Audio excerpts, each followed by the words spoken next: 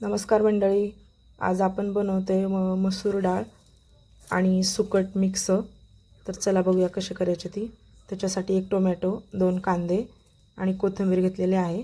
तर सगळ्यात आधी आपण सुकट भाजून घेऊया. तर इथं मी कढई तापायला ठेवलेली आहे. कढई आपली तापली आहे. हे सुकट मी छान असं निवडून घेतलेलं आहे. आपण त्याला भाजून घेऊया.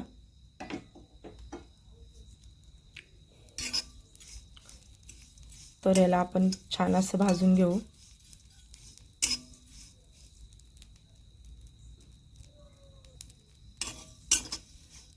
आपल्याला 1 ते 2 मिनिटं भाजून घ्यायचं आहे.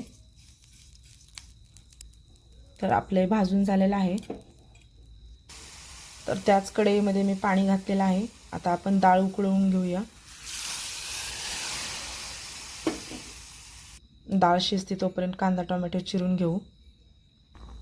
तर बघू शकताय आपल्याला जास्त डाळ शिजवायची नाही आहे. 3 ते 4 मिनिटं शिजवून आता आपण डाळ बाजूला काढूया.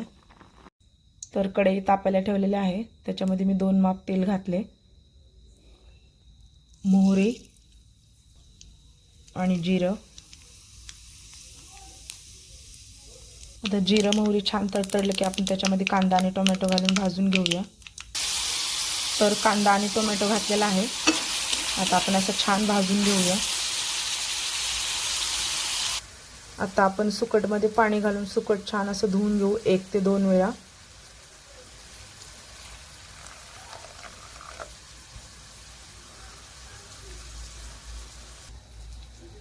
तर छान मस्त असं 2 वेळा सुकट धुवून घेतलेला आहे.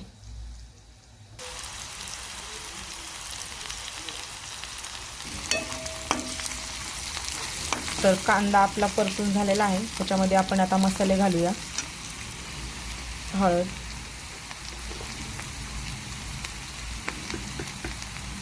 थोडंसं लाल तिखट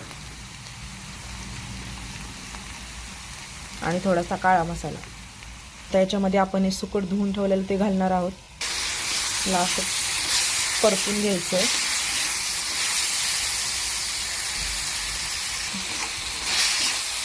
आता आपण याच्यामध्ये मसुराची डाळ घालूया.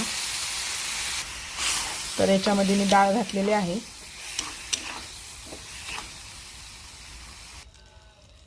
तर याच्यामध्ये मी मीठ घातले. आता आपण वरून कोथिंबीर घालूया.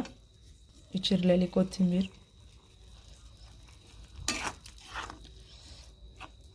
तर तुम्ही पण नक्की करून बघा. ही भाजी सगळ्यांनाच आवडेल.